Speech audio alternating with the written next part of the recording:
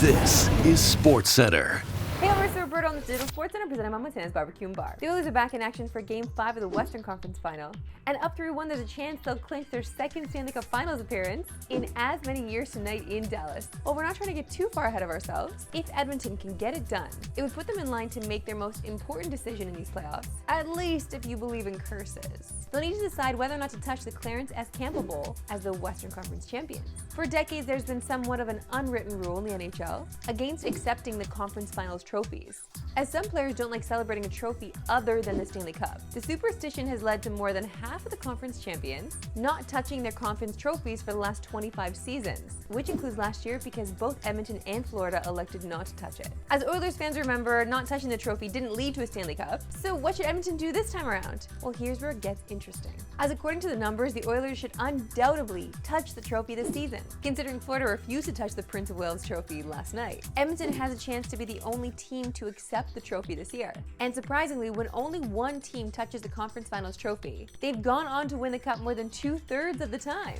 But that's not all. If the Oilers decided to tempt fate, they would have a chance to follow in the footsteps of the Pittsburgh Penguins and the Tampa Bay Lightning, who both decided to touch the conference trophy after previously losing when refusing to touch it. And after doing so, they went 5 for 6 in future Stanley Cup finals. So if Edmonton wants to get on the right side of the hockey gods, they might actually be better off breaking one of hockey's unwritten rules. Listen, I know we like to get a little kooky crazy on this show, okay? But this has legitimate numbers to it, and I do believe that Edmonton should touch the trophy if they clinch tonight. Shifting gears to the Maple Leafs now, in a season-ending media conference, GM Brad Treliving made it known that the team would look different next season. There'll be changes in personnel.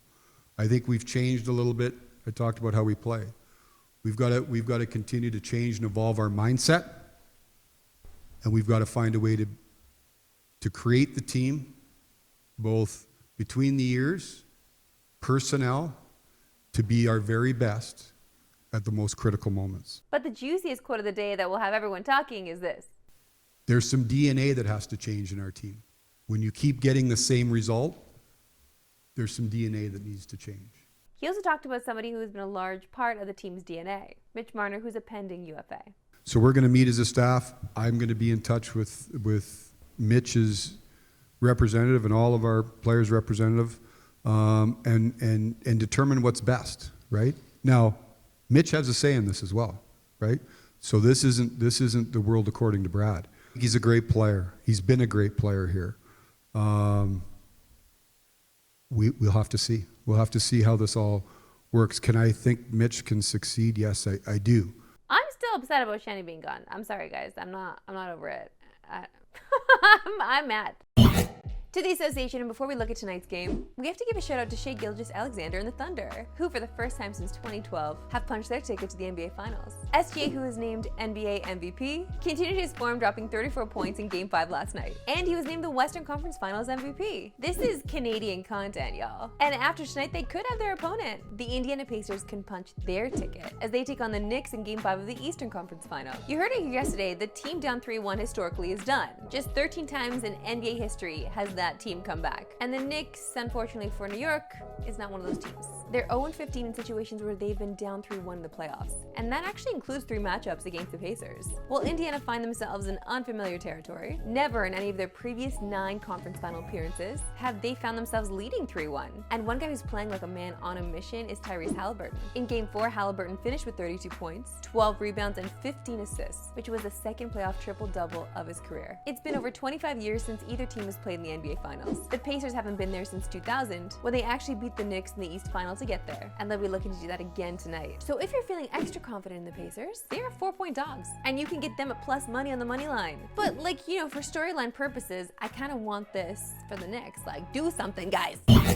The semifinals are set at the Memorial Cup, following Moncton's win over Rimouski Wednesday. They'll take on the OHL champion London Knights to see who will meet Medicine Hat in the final. Now let's talk about the Tigers, who are patiently waiting to see who their opponent will be. Medicine Hat find themselves back in the final for just the 4th time ever. And the last time they won was back in 1988, when they went back-to-back. 1988? Oh my god, these kids weren't even a glimmer in their father's eye in 1988. Dang! Medicine Hat clinched a berth in the final after finishing the round robin with 3 wins in regulation, including including a convincing 3-1 win over the Knights on Tuesday. And it would not be a Medicine Hat preview without talking about the 2026 projected first overall pick, Gavin McKenna. In 3 games so far at the Memorial Cup, McKenna leads the way tied for the most points. I just love when the lore of some of these players pans out, you know, like we're watching it in real time. Time now, my favorite segment of yours, WWLS Sports Today.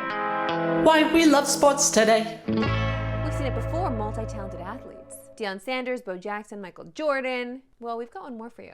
And this one might be the best.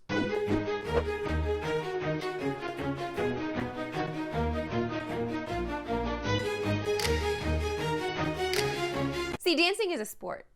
I've been telling you for years. To the WNBA now, where the season is well underway. And last night, the Fever without Caitlin Clark fell to the Washington Mystics. Clark is expected to miss at least 2 weeks with a quad strain. And believe it or not, last night was the first time Clark has missed a game since high school. That is dedication. It's been quite a start to the season for Clark. She's recorded a double-double in 3 of Indiana's first 4 games. That includes a triple-double. Clark is averaging 19 points, 9 assists, and 6 rebounds to start her campaign. And Clark opened the season as favored to win the WNBA MVP. But following the performance of Nafisa Collier to start the season, and now the injury setback for Clark, she's fallen to the second highest odds at plus 500 on FanDuel. And after opening the season with the 4th best odds to win the WNBA title, with how well the Fever have started, they've jumped up to the 3rd best odds at plus 420. I don't know, this kind of feels like a good time to sprinkle on Clark. Like, why not? That's it for today. We'll start picking them all 3 so no Pacific. Have a good one.